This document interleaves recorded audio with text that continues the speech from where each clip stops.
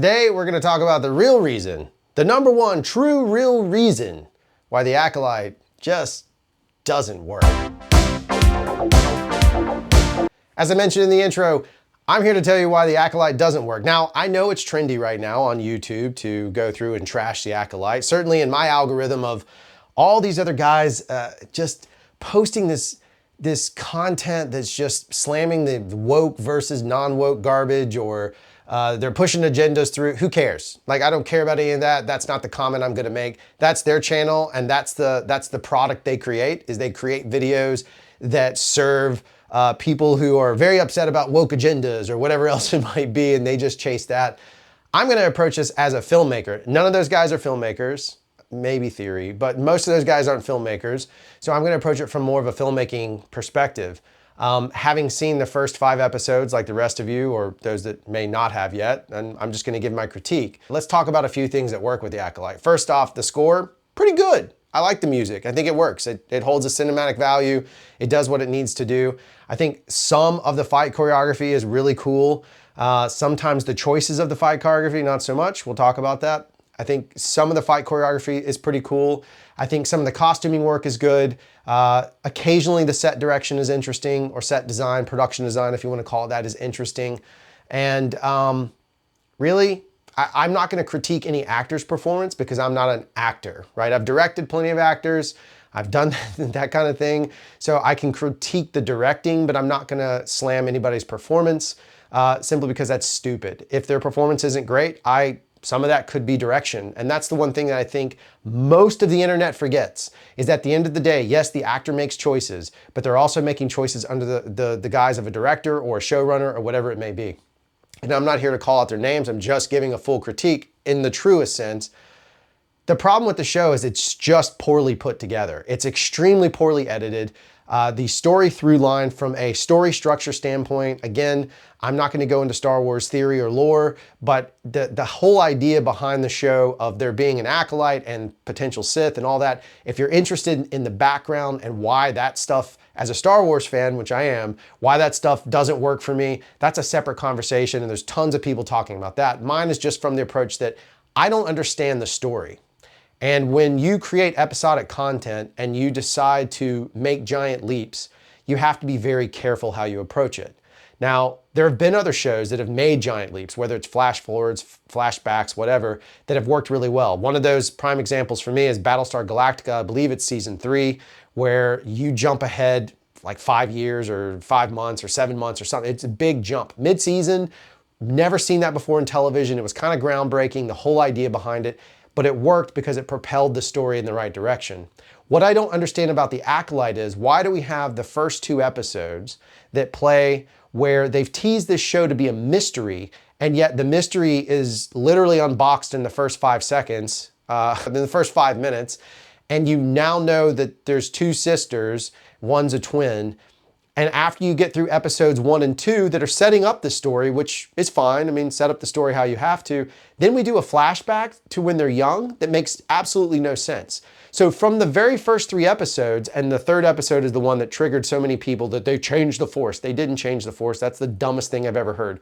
That's basically like saying that a Catholic and a Baptist aren't Christians because only Catholics are Christians. It's the same idea. They believe in a fundamental Christianity. Catholics have a flavor, the Baptists have a flavor, and then there's people that don't have a flavor in terms of the Christian world.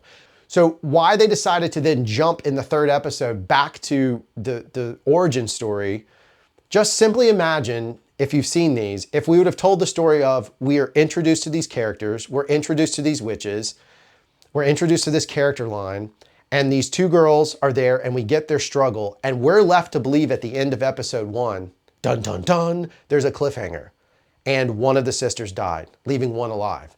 Now we start so that's episode 3, but it's, in my world, that's episode 1. Now we cut to episode 1. When we land on episode 1, what happens? We see one of the sisters as an adult. We don't know which one, because we don't really see the mark on her head as much. Maybe we haven't paid attention to that. And that becomes a problem in episode 5 anyway. But we see her attack and kill a Jedi, and we don't know which one. and you save the reveal that there are two for a little while. You build up the tension. You take all the parts of the Jedi trying to figure out why a Jedi died. You build, you build, you build until you finally reveal the idea that there's this other one in space. And so now what you've done is you've created these two characters, but you don't know if they're the same character. Are they rogue? Are they intermingling? Are they two? Like, we have no idea. So now the tension is, you could probably figure it out. Yes, I'm going off the structure that's there. I'm just simply approaching it from a filmmaker standpoint with the content given. But maybe we can just go down a pipeline of like, I don't know which one of these two characters has done what, right? We don't know if it's two separate characters or if it's the same. And as we unravel the story, we start to find out that yes, in fact, one of the sisters is alive. That's cliffhanger of episode 2. Dun, dun, dun. And now we can kind of continue into the story.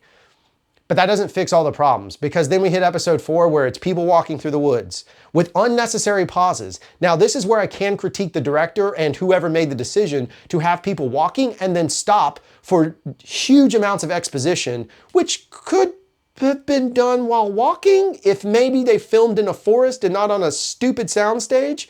Maybe if they had spent part of the $200 million on actual locations, and if they did, and they did film on location and I'm mistaken, which I could be, then that's even worse on the blocking side. And that's something that's overlooked. The blocking of the show as a director is garbage. The blocking's terrible. There's so many moments where the blocking makes no sense, whether it's through some of the fight choreography, whether it's definitely through the dialogue scenes, and it's 100% in any sequence where a character is walking, they suddenly stop for exposition. That then happens again in episode 5 when they're fleeing, right?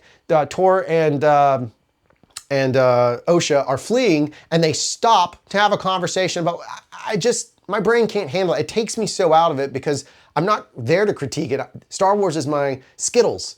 It doesn't mean anything to me other than just entertainment. It's candy, it's fun. I'm not worried about the changing the world with it. I just want to watch it. And the fact that they took that to make a moment to stop, to have a dialogue dump, garbage, right? But then you go into the editing, and there's a sequence in episode 4 at the beginning of it where Osha is talking to the young blonde lady with spikes. And the dialogue is so odd in it's people critique performance, but I don't necessarily think it's the performance that's the issue, it's the editing. If you go back and watch that sequence, watch it again, watch the cuts. They cut to each word, and that's super annoying, and that makes dialogue feel drab and boring. It also doesn't feel real, pulls you out of the sequence. I don't know if there's a technical reason why they did that, like they had audio problems. I don't know, but with that amount of money, you'd figure they could fix it. So if we go back and look, and now we're talking about story structure was odd, then we look at production value and blocking as being odd, or not production value, but the directorial blocking was odd, and some of the directorial choices, and then you go to the editing side, that's where it really stands out as the most poorly constructed Star Wars product I've seen. And that's the part that I think people are missing. In the end, yes, you may have political issues or whatever, that's your business, not mine, I could care less. I just am offended at how poor the editing is done, which starts from the top. It starts with the showrunner, and it goes to the director, and it gets to the editor. Just how poorly edited the show is, when it seems like there's opportunities already with the content I've seen, not even the stuff that's on the cutting room floor, with the content I've seen, that they could have restructured the show in such a way that at least maybe it's a little more coherent.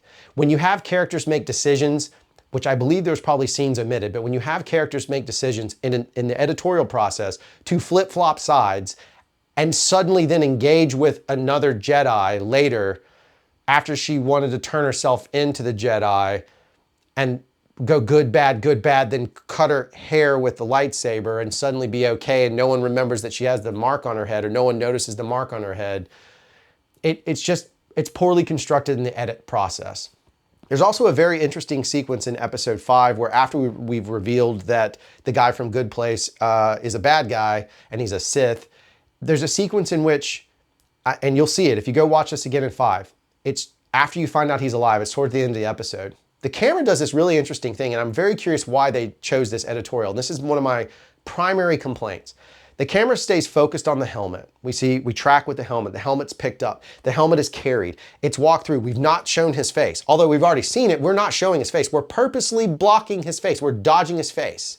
But we know it's him. And as he walks along, he then puts the helmet on, or he gets ready to put the helmet on or something. But the entire time the camera is not showing his face, and the blocking is such that even his back is positioned to block his face from the camera, and then suddenly cut to close up. What I don't understand is why in the editorial process, why was the choice made to hide him?